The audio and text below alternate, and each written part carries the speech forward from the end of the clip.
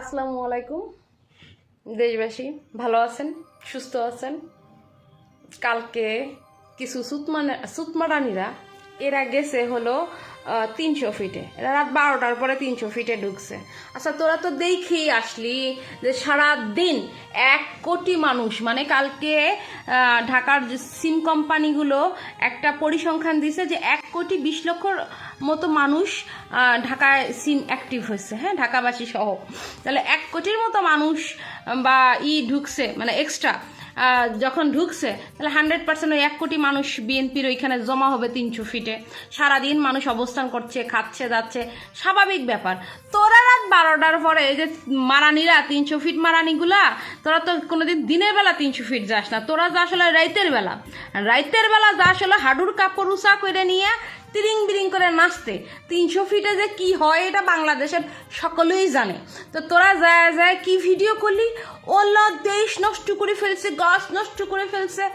আচ্ছা, তোরা ভিডিওগুলো নোংরা মানে করে নিয়ে আসলি যে ময়লা আবর্জনা ভরে গেছে, সেই ভিডিও করলি। সুতমারানিরা পরের দিন সকালবেলায় যখন বিএনপির নেতারা যায় পরিষ্কার করলো, সেটার ভিডিও করলি না, সেটার ভিডিও দিবি না? না হ্যাঁ, না হান্দাই দেয় তোকে, হ্যাঁ, মানে 300 ফিটে গেছে, তোকে কলজা পেছে বাড়ি লাগছে। কালকে সারাটা দিন, পরশু সারাটা দিন ফেসবুকে ঢুকা যায় নাই।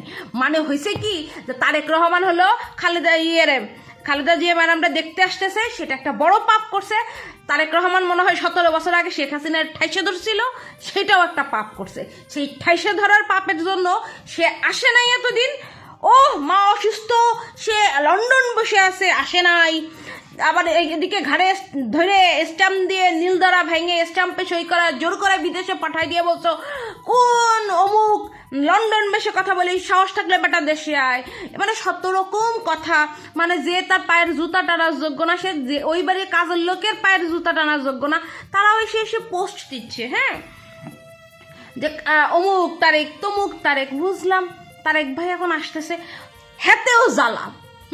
সুতমারানিকে হাতেও ঠোসা পড়ে গেছে। কিছু সুতমারানি আগে দেখলাম, ওরে মা, মনে হলো তোর মারে, মনে হয় লাইন মারে, এমন ভাবে অস্থির হয়ে গেছে।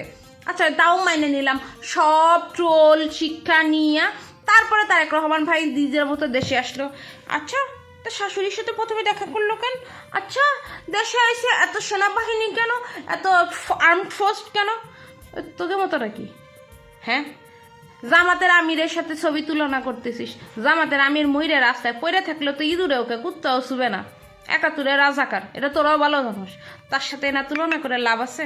এখানে কোনো কর্মীকে 500 টাকা দিয়ে আনা হয়েছে, তার কর্মীরা যেমন 500 টাকা দিয়ে আনছে, তার ছবি মানে ছবিতে দেখলাম হাজার হাজার পতাকা ঝুলতেছে। যেই পতাকা খণ্ডন করাইছে যায় জিয়া, শহীদ জিয়া, আর সেই রাজাকার বাহিনীর প্রধানের সাথে যায় বাংলাদেশের পতাকা ঝুলায়, বা সেই রাজাকার বাহিনীর জামাত বাংলাদেশের পতাকা ইউজ করে। কালকের পরের থেকে আজকে দেখলাম বট বাহিনী অনেক ঠান্ডা। কি হয়েছে? শাশুড়ি বাড়ি আগে গেছে, সিলেট আগে গেছে, মাকে দেখতে গেছে। মানে তোকে কি লেঞ্জায় আগুন লাগছে? তোকে কি অলিখিত বাপ তারেক রহমান ভাইয়ের অ্যাটিটিউডটা দেখিস নেই? ঢাকার প্রতিটা ফ্ল্যাটের লোকজন জানালা দিয়ে হলেও সালাম দিচ্ছে তারেক রহমান ভাইকে। তারেক রহমান ভাই কতটুকু ন্যূনতম মানবতা আছে যে সে গাড়িতে ঢুকলে ড্রাইভারের সাথে হাতটা সালাম করতেছে, এতটা বিনয়ী হয়ে কথা বলতেছে। এখন কথা আছে, বলবা ও আচ্ছা এগুলো নিয়েও মানুষই করে। আরে ভাই, নিউজ করে। আরে ভাই, আমি এটা কথা বলি না কেন, বিনয়ী হইতে হইলে না কাগজ কলমে লিখে শিখতে হয় না, ঠিক আছে? শেখ হাসিনা মানুষের সাথে কেমন করে কথা বলতো, জানোয়ার ছাড়া মনে হয় কোনো সাউন্ড বের করতো না, তার ব্যবহার ছিল। আর আরেকটা জিনিস মনে কর, যে 300 ফিটের রাস্তা নিয়ে তোরা যে নাটকির পোলাপান মানে করতেছিস, খয়ের বেডিরা গড়াগড়ি খাচ্ছিস। 300 ফিটে তোরা কাপড় চুপড় খুলে বসে থাকস। কালকে একটা প্রোগ্রাম হয়েছে, তোদের মাথা খারাপ হয়ে গেছে কেন? 300 ফিটে তো আমাদের সকলের দেশবাসীর যাওয়ার অধিকার আছে। তোরা তো প্রতিদিনই যাস, তোরা নোংরা করিস না? তাহলে একদিন নোংরা হয়েছে 24 ঘন্টা দেখতি, রাত 3টার সময় 2টার সময় যায়া এই যে আল্লাহর নামে লাইভ করছিস, ভিডিও করছিস, দেশের ভবিষ্যৎ ভাবছিস। তোরা রাত 3টার সময় 300 ফিটের দেশের ভবিষ্যৎ উন্নয়ন করিস। যে কয়জন ব্লক করছে আমি সকলকে বলতেছি, এই আজকে যা দেখায় রাস্তাঘাট থেকে শুরু করে তোকে 300 ফিটের ওই যে নর্দমা পর্যন্ত পরিষ্কার করে দিয়ে আসছে। কই আজকে তো লাইভ করলি না? যায় মুখ খারাপ এমনি করি না। হ্যাঁ, আমি তো মুখ খারাপ করলে অনেকে বলবে না যে আচ্ছা তুমি মুখ খারাপ করো না, অনেক সিনিয়র মানুষ শোনে, তোদের তো ভালো মুখে কথা বলার কোনো প্রয়োজন নেই। আছে দেখ, আরেকটা জিনিস বুঝাই, তারেক রহমান ভাই দেশে আসছে, সে ভাষণ দিছে, মানে ইটা দেখ, পার্থক্যটা দেখ, কাউকে গালি দেয় নাই, কাউকে সম্বোধন করে উস্কানিমূলক কথা বলে নাই, সে কোনো ব্যক্তির নাম নেয় নাই। সে যখন ভাষণ দিচ্ছে তখন বলে নাই আমি অমুক, আমার বাপ অমুক, আমার মা অমুক, হ্যাঁ আমার 14 গোষ্ঠী অমুক অমুক অমুক, আমি দেশের অমুক, এগুলা বলে নাই, যেগুলো আমরা বিগত কাল থেকে শুনতে শুনতে শুনতে শুনতে কান অলরেডি বয়রা হয়ে যেত। আর বাপের দেশ, মার দেশ, অমুক দেশ, হ্যাঁ লেখে দিয়ে গেছে, এগুলো শোনে না, এগুলো বলে নাই, কোনো হক দেখায় নাই। কিন্তু হ্যাঁ, সে দেশবাসীকে বলছে আমরা বাংলাদেশের জন্য, আগামী বিশ্বের জন্য কিছু প্ল্যান রাখি, সেই প্ল্যানগুলো চেষ্টা করতে চাই। ও আরেকটা কথা, কিছু কিছু বিদেশে বসাদের দেশি একটা চ্যানেলে দেখলাম বেডি খুব ফয়তা মারা কথা কয়। তো বেডি ফয়তা মারা কথা কি বললো, এখন যে এলিভেটরের ভিতর দিয়ে, এখন যে 300 ফিটের রাস্তা দিয়ে আসবেন, এখন আপনার লজ্জা করবে না? শেখ হাসিনা বানায় রেখে গেছিল। শেখ হাসিনা কি ওর বাপের পাছার ভিতর থেকে টাকা নিয়ে আসছিল? হ্যাঁ এই বেডি, শেখ হাসিনা কার বাপের কাছ থেকে টাকা নিয়ে আসছিল? এই দেশের 18 কোটি জনগণের ট্যাক্স, রাজস্ব জমা, সেই টাকা দিয়ে হলো ওগুলো বানাইছে। 2 টাকা দিয়ে বানায় 10 টাকার খরচ চুরি করছে 8 টাকা। হ্যাঁ, এখন কথা বলতে আসিস কেন রে? শেখ মুজিবকে কবরে বসে বসে ডলার গুনে শেখ হাসিনাকে? তোরা যে রেকর্ডগুলো বানাইছিস সেগুলোর জবাব দিচ্ছে। আমার ব্যক্তিগতভাবে শেখ হাসিনা বা মুজিবকে নিয়ে কথা বলার কিছু নয়। অতটুক টাইম যদি আমি আমার নেতাকে নিয়ে এবং দেশ নিয়ে কথা বলি, তাহলে মনে কর সেটাই সবচেয়ে বেশি উন্নয়ন হবে। কিন্তু তোরা যে 3 দিন ধরে শুরু করছিস, আমি খালি দেখতেছি দেখতেছি দেখতেছি। হ্যাঁ, অ্যাটলিস্ট বললাম দেশের যা উন্নয়ন হয়েছে, শেখ হাসিনা কোন জায়গা থেকে আনছিল? বাপের কবরের ভিতর থেকে উঠায় নিয়ে আসছিল না ওর জামাই দিয়ে গেছিল?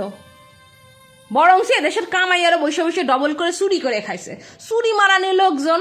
এখন আসিস না দেশে, দেশের জনগণের কথা বলতেছিস, সে জনগণই তোকে খেদাইছে। তুই অতীত থেকে যখন বাংলাদেশের জীবনে আবার ঢুকিস, কারণ এই বিএনপি পরিবার ছাড়া তোকে সহমর্মিতা দেখানোর একটা কুত্তাও বাংলাদেশে পাবি না। যদি শহীদ জিয়া তোকে দেশে না আনতো, এই আওয়ামী লীগের চলন উঠতো না, চলন। হ্যাঁ, আওয়ামী লীগের চলন উঠতো না। শহীদ জিয়া দেশে আনার পরের থেকেই শেখ হাসিনা বুক ফুলায় কথা কয় যে হ্যাঁ আমরা মানে খুব ভয়ঙ্কর ভাবে কাম ব্যাক করি। কি করছিস? দেশে আসছিস, তার 13 দিন পরে আমাদের জিয়া স্যারকে হঠাৎ করে গোপন আত্মায়িকের ভিতরে মারা হয়েছে। তারপরে তুই এই যে দেশের থেকে বেরোইছিস, তুই তো আবারও বিএনপির পা ধরতেছিস, ভারতের সাথে মিলে বিএনপির পা ধরতেছিস, আমাকে দেশে নেও। তুই আয়, আরো 10 বছর পরে আয়। কেবল তো 76 77 চলে, আরো 10 বছর পরে আয়। তুই তো এমনি 41 বছর পর্যন্ত বাঁচবি, 41-এর পরে আয়, সমস্যা নাই বুক। 41-এর পরে আয়, আমরা দেশে দেখি এতদিনে বিএনপি উন্নয়ন করতে পারি কিনা, তারপরে যায় না হয় তোর শরণাপন্ন হব। এর আগ পর্যন্ত না, কারণ তুই এই জীবনে যা করছিস সেটা বিএনপির অবদান। বিএনপি যদি তোকে, ওই দিনকে শহীদ জিয়া যদি তোরে আশ্রয় না দিত বাংলাদেশে, আর হ্যাডাম দেখায় প্রধানমন্ত্রী হওয়া লাগতো না, ঠিক আছে? আর তোর অনুসারী যারা আছে না আওয়ামী লীগের, বালসালদের বইলা দিস যা যা হ্যাডাম দেখাইতেছে, কি হ্যাডাম দেখাইতে পারে সেটা আমাদের দেখা হয়ে গেছে, আমাদের আর দেখার দরকার নাই। এখন তোর অস্তিত্ব রক্ষার জন্য, তোর আওয়ামী লীগের টিকানোর জন্য তুই সেই ধান্দা কর। আর এই যে কিছু অনলাইন বট বাহিনী বসায় রাখছে আওয়ামী লীগ এবং জামাতে, সারাদিন বসে বসে দেখে বিএনপি পাত দিল না, বিএনপির ডায়রিয়া হলো না, বিএনপির আজকে কোষ্ঠকাঠিন্য হলো। ওগুলা বাদ দে, ওগুলা বাদ দিয়ে নিজ দলের প্রচারণা কর। বিএনপি তোকে নিয়ে টাইম পায় না, তারা তাদের নির্বাচনী প্রচারণা, দেশ উন্নয়নের প্রচারণা নিয়ে কাজ করতেছে, জনগণকে নিয়ে কাজ করতেছে। তো সর্বশেষ বলবো কি, যে নাটকীয়তা চলতেছে, এক তারেক রহমান ভাই আসার পরে 17 বছরের শেখ হাসিনার যে গল্প, দেশে ফিরে আসছে